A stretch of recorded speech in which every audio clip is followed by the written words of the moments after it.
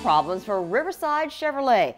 That troubled dealership is being investigated for its business practices. So the Florida Department of Revenue has filed liens against Riverside after it failed to pay $45,000 in sales tax. The fire marshal is investigating arson after several vehicles were set on fire, and a small business owner has now filed suit against Riverside for not paying its plumbing bill.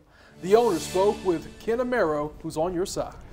That's correct, Anthony. He owns a small plumbing company. He was called in by Riverside Chevrolet to repair what is considered a serious leak. The plumbers did what they were supposed to do, but Riverside Chevrolet has refused to pay. And last week, the plumbing company filed a lawsuit against the dealership, and this is just the latest issue facing Riverside Chevrolet. It looks business as usual at Riverside Chevrolet, but there's a dark cloud over the dealership, and it's getting darker. They just don't want to pay you. The Better Business Bureau has 40 complaints against the dealership, most for not paying off the balances on vehicles that were traded in. I was totally surprised. It kind of threw me for a loop. December 27, 2017, the dealership hired Aldridge & Sons to repair a serious leak. We replaced the leak, put it back together, got them in operations. They were happy. And are we talking about a bunch of money here? No, sir. You're talking less than $1,000. After numerous attempts to get paid, last week he filed suit against Riverside Chevrolet. We started emailing them saying, you know, we need our payment due as soon as possible, please.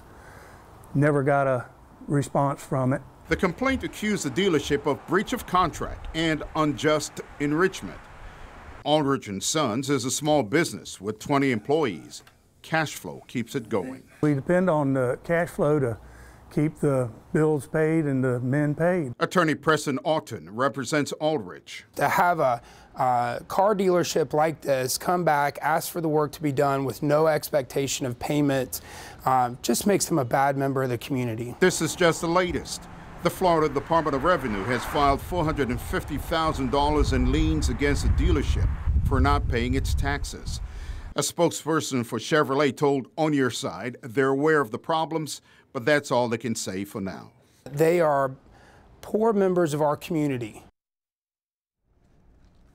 Now, the lawsuit goes before a judge on June 28th. I reached out to Dwayne Ferguson at Riverside Chevrolet for comment. So far, no response. The Office of the Attorney General now has an active consumer protection investigation, and the Florida Department of Highway Safety and Motor Vehicles is also investigating this dealership. A spokesperson told me the allegations are very serious. Back to you.